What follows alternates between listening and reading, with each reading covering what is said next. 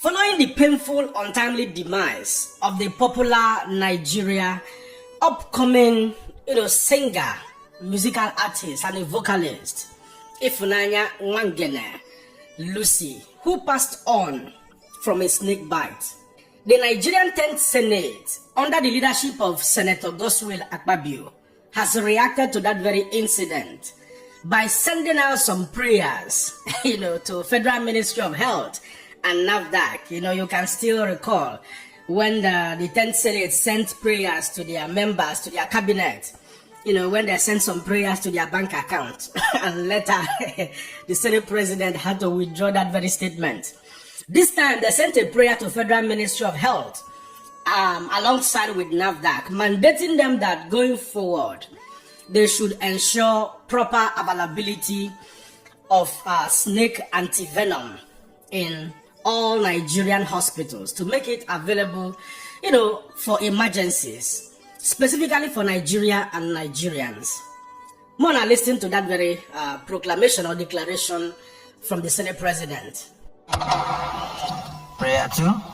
Urge the Federal Ministry of Health, in collaboration with the National Agency for Food and Drug Administration and Control, NAFDAC, to ensure procurement, quality assurance, proper storage, and nationwide availability of safe, effective, and affordable anti-venoms and critical antidotes for use in public and private hospitals with priority attention to high-risk regions. This is very good.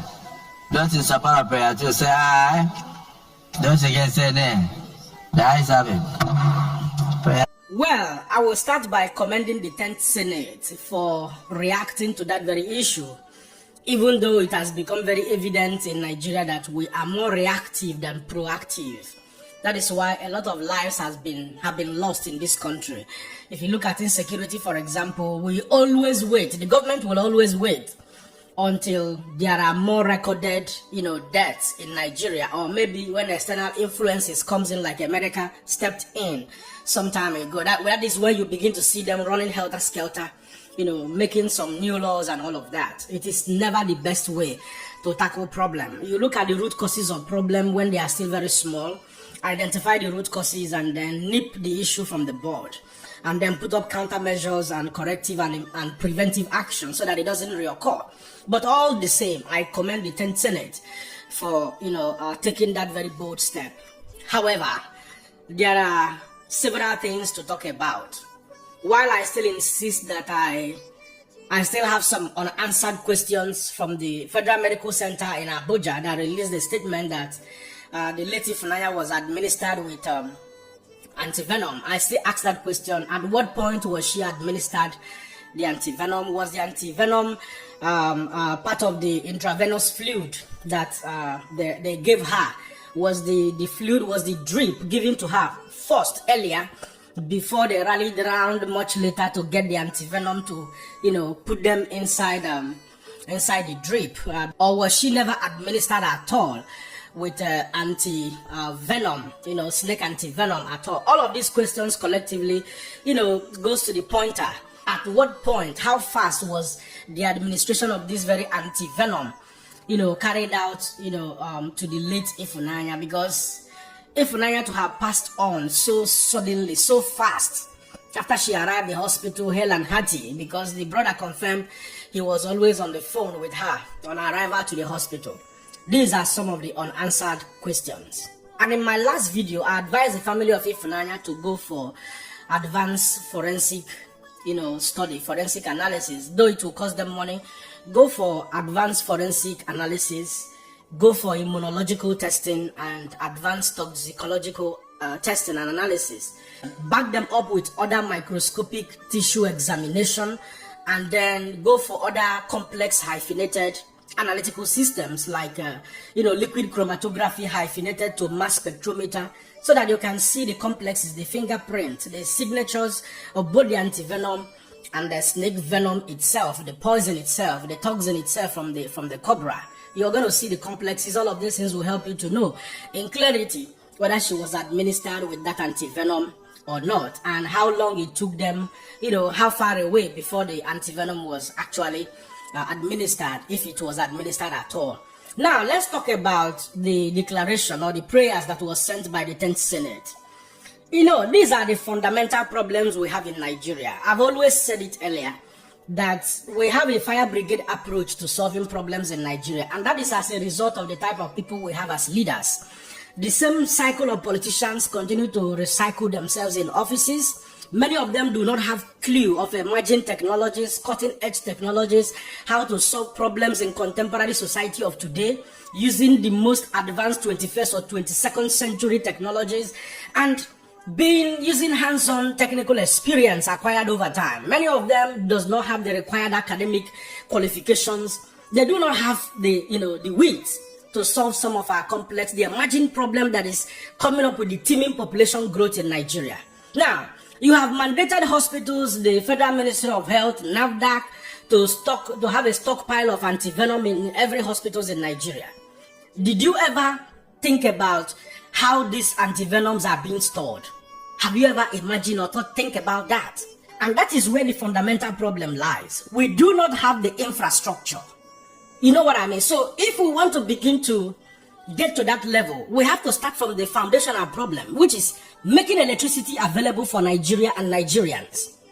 Most of our neighboring African countries have steady 24-hour electricity power supply. Why is it different in the giant of Africa, in Nigeria?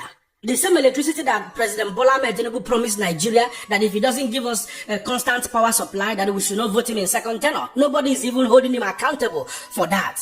He is currently in his third year, and he's already making plans, making campaigns. People are being appointed from left side, front and back for the election bid. Nobody is talking about the promises he made in his manifesto.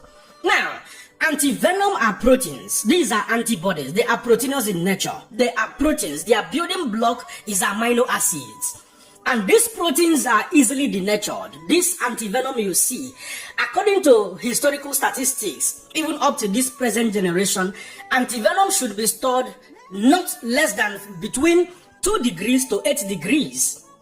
2 degrees Celsius to 8 degrees Celsius. Now, anything outside of that has the propensity of making the antivenom to lose its potency.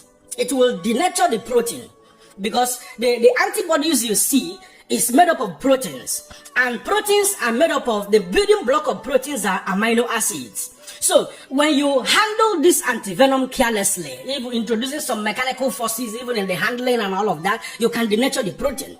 Even storing them below the required temperature or above the required temperature. If you store them up to 0 degrees Celsius and below, where it will become frozen, there are chances the proteins will become denatured. Except that that required temperature that is necessary to keep the active materials alive, to keep the proteins alive. Anything outside of that will make the protein to become impotent. It will become less potent. That could be one of the reasons why, if at all FMC, administered that young lady with antivenom, that could be one of the reasons it didn't work, and the lady, passed on even when it was administered. Now, the reason is very simple. Let me just bring you to a practical examples. Many of you that eat cooked egg, when you get a newly laid egg, if you break it, it is runny and slimy. You see the egg yellow, you see the egg white. But the moment you take this egg now to go and cook it in your gas cooker, it solidifies. And then the albumin, which is the proteinous part of the egg, becomes solidified, turns white. At that point, you have denatured the protein of that very egg. The protein in that very egg simply has changed shape. Yes. Again, when you buy a meat that is very reddish from the market, and then you get home, you cut them pieces, you go see, say, the meat go see the come out some small blood, and you go see the very reddish. The moment you begin to cook it, you begin to denature the proteins and the muscles of that very meat. It begins to change color immediately, and then it becomes solid, it becomes solidified, it becomes firm. You have denatured the protein in that very meat. These are practical examples. You can also talk about the curdling of milk, when you add lemon inside the milk or inside the fruit juice and all of that. You see the changes and the separation, all of these things that happen. Or when you use all of these things we use for washing hands when you go to the toilet. We'll call them disinfectant and all of that. What they do to viruses and bacteria is simply denaturing the protein inside the virus and inside the bacteria. Now, some of you may be saying, okay, if you say that a cooked egg, now no, that could be part of the questions in your mind. If you cooked egg, you have the nature of the protein, it is no longer potent, it will no longer give you protein when you eat it. No, when you denature a protein, you have not removed the building block, which is the amino acid. The amino acid will still be there. So, for example, that of egg, you still get the protein when you eat it as a result of some other biological processes that takes place when you eat the egg during digestions and all of that. The amino acid building block of the protein that is in that egg is still there. But because egg has very high amount of protein, you're still gonna get protein from it even when you eat it, even after denaturation. So, that cooking is an irreversible denaturation of egg. You cannot reverse it back to the original shape. So, Nigerians, our leaders must begin to think about how to give Nigeria and Nigerians 24 hours electricity power supply. Until then, so many hospitals may not still be able to store this anti-venom in their facility. But the only advice I will give to the government of the day at this material time is, let it be a regional thing, or a regional thing, so to say. When you come to, for example, in Abuja, make it categorically clear to small hospital that does not. I wonder which hospitals in Nigeria that may be having constant electricity power supply, maybe private hospitals. So if it means storing this anti-venom with private hospitals, do that.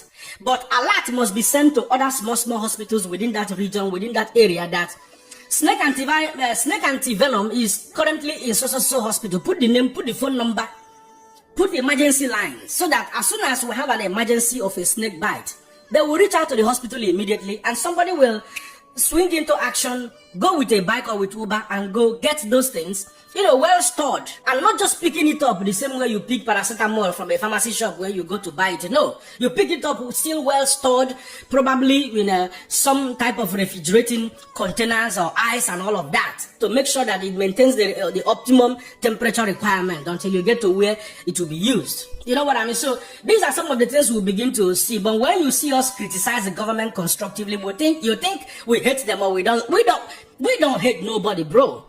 We are talking out of experience, the things that we must do. You know what I mean? So if you now carry anti-venom and go and give many of these hospitals, it will turn out to be useless when you administer it to anybody.